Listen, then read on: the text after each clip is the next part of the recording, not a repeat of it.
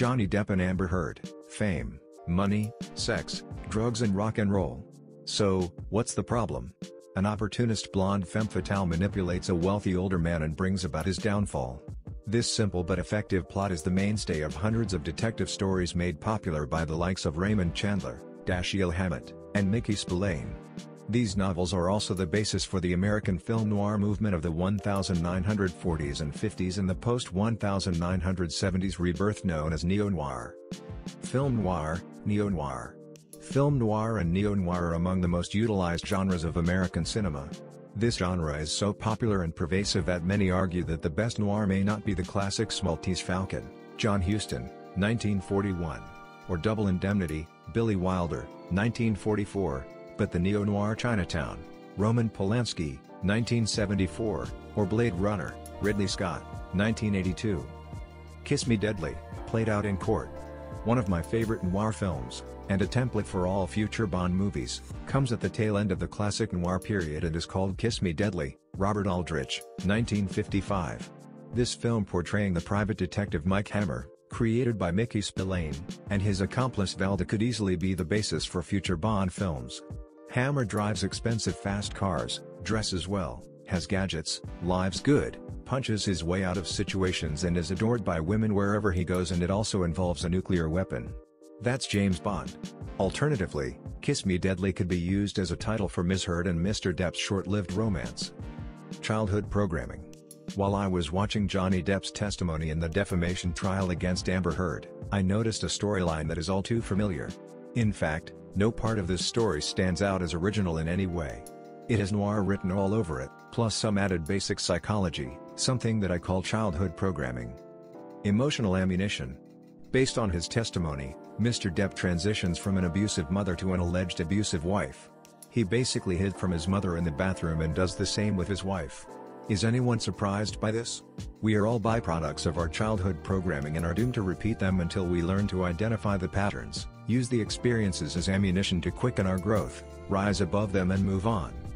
The blueprint for a femme fatale. A wickedly smart, attractive young woman is trying to protect and secure her future by any means necessary.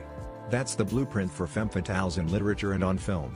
In film noir, the femme fatale is the real heroine of the story. In those films she is always the smartest person in the room, as she manipulates everyone to fall in love with her. It's a survival tactic that is highly effective if played by the right woman. Trauma as a weapon.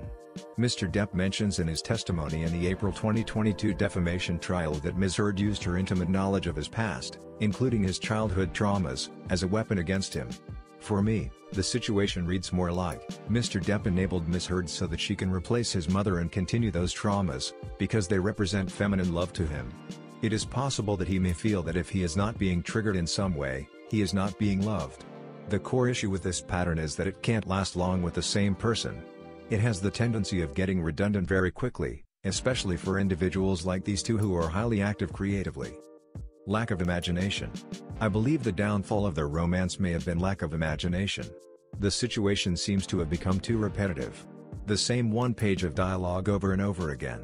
It's possible that Ms. Heard, after some time, may have sounded like a broken record and wasn't triggering Mr. Depp's neurons like she used to. $30,000 monthly bill for wine is justified. Mr. Depp allegedly spent $30,000 a month on wine.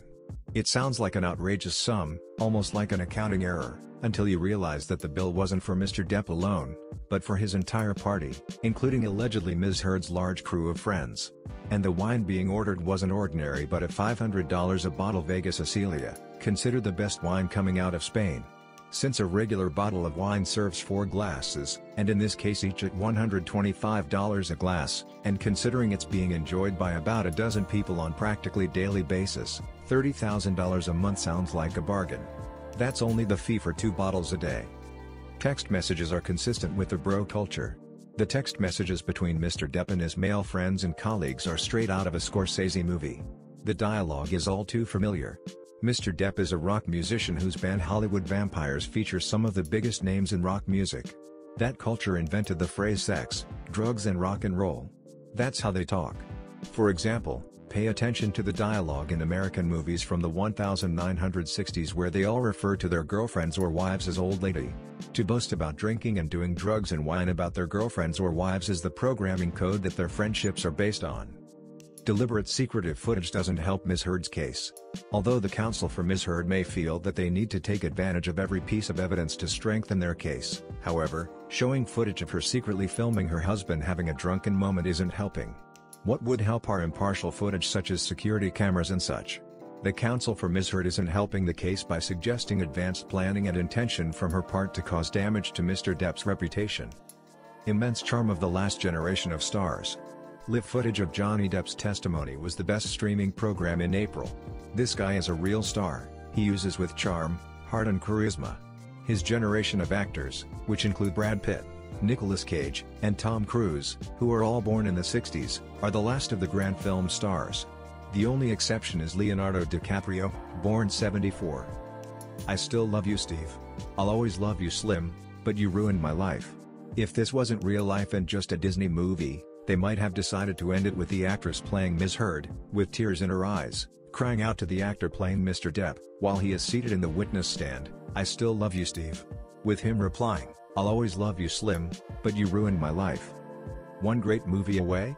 To wrap, I believe regardless of the outcome of this trial, Johnny Depp could be one great movie away from a comeback.